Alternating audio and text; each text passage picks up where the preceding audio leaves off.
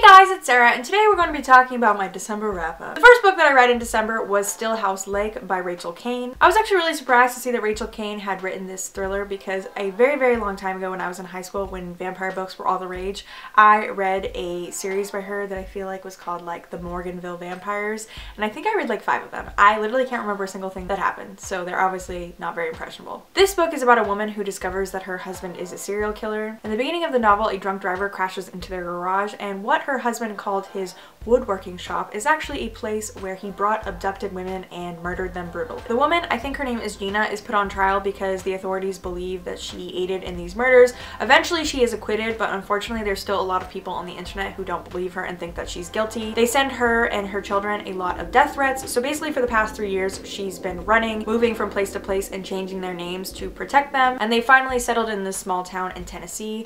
But unfortunately, very quickly into the book, a girl is murdered in a very similar fashion to the way her ex-husband used to kill people, and so she is in danger of being found out. So basically this book is her just trying to figure out what's going on as well as protect her children, and a lot of crazy stuff goes down. Overall, this book was just okay. I didn't particularly love the writing style, but I also didn't hate it. The premise was pretty good and it kept me interested from start to finish, although I did sort of figure out who the murderer was pretty early on. There was actually a sequel to this book released in December, and there's going to be a third one next year. I'm not really sure why she turned this into a 3-book series because I feel like it could have just been a standalone, but I find serial killers interesting and I feel like the second book has some crazy stuff that's gonna happen, so I'll probably read it. But overall, this book was just okay. I gave it 3 stars and I'll probably read the next one. The second book I read in December was Stalking Jack the Ripper by Kerri Maniscalco. I think that's how you say it. This book is inspired by Jack the Ripper and it's sort of like a retelling. Our main character is Audrey Rose, and she is not a typical girl of this time period. She is very interested in science and she works with her uncle, who is a coroner, examining bodies and trying to figure out what happened to people. And basically Jack the Ripper starts killing people in London, and her uncle and her are called in to help investigate, and so she basically just investigates who Jack the Ripper is. I don't really know what else to say about this book. I really didn't like it. I gave it like 2.5 stars. The main character was okay. She was a feminist, which I enjoyed. I feel like a lot of these books that are set in this time period tend to have very strong-willed female characters who like think women should be better in society, and she definitely feels that way, but I feel like for someone who was really into science and is supposed to be really smart, she did a lot of really dumb things, and I just don't feel like there was enough about Jack the Ripper, and I thought the conclusion was kind of stupid, and I totally saw what was happening before we were told who Jack the Ripper is. I'm only going to be reading the sequel because I'm a judge for the 2017 YA Booktube Awards and Hunting Prince Dracula is on the list, otherwise I would not read it. And the last book that I read in December was A Christmas Promise by Balogh. For those of you who may have missed it, I did a drunk literacy with my roommates where we each read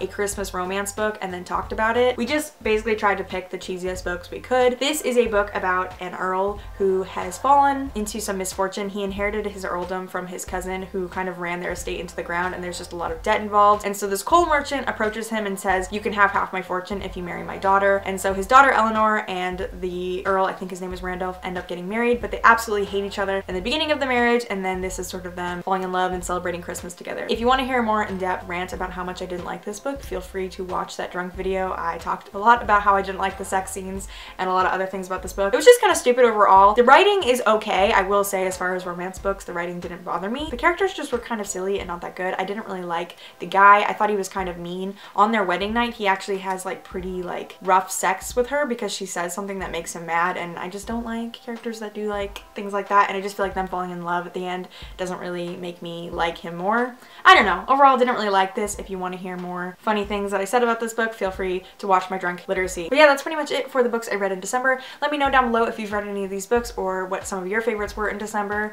And yeah, thank you all so much for watching. You're all beautiful. Have a nice day. I feel so low, searching for bases, covering up the hole.